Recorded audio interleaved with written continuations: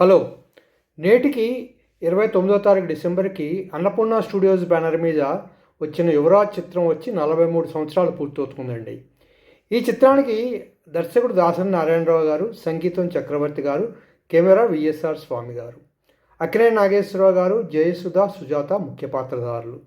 Cinema కథ మన దాసరి నారాయణరావు గారి టిపికల్ కథ, ఓ హీరో, ఇద్దరు హీరోయిన్స్ కథ అనమాట ముఖ్యంగా. తర్వాత ప్రభాకర్ రెడ్డి గారు, మురళీమోహన్ గారు, పద్మనాభం, అల్లు రామలింగయ్య ఇతర పాత్రధారులు ఈ సినిమాలో. ఆ రోజుల్లో అన్నపూర్ణ సంస్థకి ముఖ్యంగా చక్రవర్తి గారు సంగీతం, తర్వాత ప్రభాకర్ రెడ్డి గారు, మురళీమోహన్ గారు, అల్లు రామలింగయ్య గారు, ఈ నటులందరూ సాధారణంగా అన్నపూర్ణ స్టూడియోస్ అన్ని చిత్రాల్లో కూడా ఉంటూ ఉండేవారు. అలాగే ఈ చిత్రం కూడా వచ్చింది. కానీ ఈ సినిమా పెద్దగా ఆడలేదు. అన్నపూర్ణ స్టూడియోస్కి సినిమాల్లో చెప్పుకుంటే చాలా చాలా యావరేజ్ సినిమానే చెప్పుకోవాలి. అదండి సంగతి. 43 సంవత్సరాలు పూర్తయిన అన్నపూర్ణ స్టూడియోస్ బ్యానర్ మీద వచ్చిన యువరాజు విశేషాలు. సినిమా కథ గురించి పెద్దగా చెప్పుకోవడానికి లేదని చెప్పాం కదా.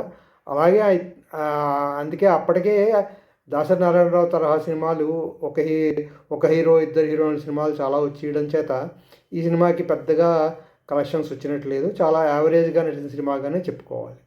అవండి విశేషాలు. మళ్ళీ ఇంకో వీడియోతో మళ్ళీ కలుసుకుందాం. అంతవరకు సెలవు.